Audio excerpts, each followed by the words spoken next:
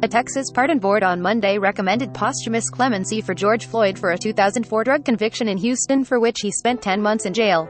The Harris County Public Defender's Office applied for clemency in April.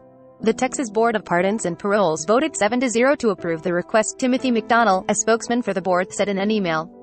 The board does not conduct interviews regarding individual clemency recommendations. A recommendation is rendered on each case after the totality of information is considered, McDonnell said. The recommendation goes to Governor Greg Abbott, who holds the final say on granting the pardon.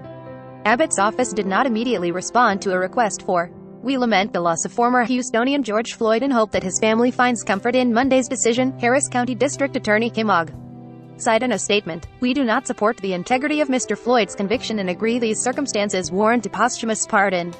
We urge Governor Abbott to follow the board's recommendation and grant clemency." Crews cleaned defaced George Floyd's statue in New York City. October 3, 202,151.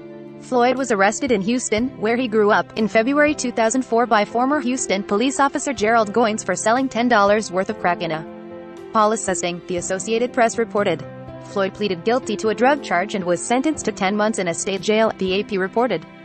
Goins was charged with 2 counts of murder in 2019, accused of having lied to justify warrants for a drug raid in which 2 people died and 5 officers were wounded, prosecutors said. Goins was alleged to have fabricated information to obtain the search warrants on the belief that people in a home were dealing black tar heroin.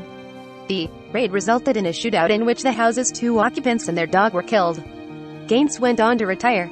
However, Ogg, the district attorney, said at the time that her office would review more than 1,400 criminal cases spanning his decades-long career. Prosecutors said in 2019 that 27 of the cases, which were pending at the time, would be dropped. Floyd, a black man, was killed by former Minneapolis police officer Derek Chauvin, who is white, in May 2020. His death sparked international protests. Chauvin was convicted this year of 2nd and 3rd degree murder, as well as 2nd-degree manslaughter. He was sentenced in June to 22.5 years in prison.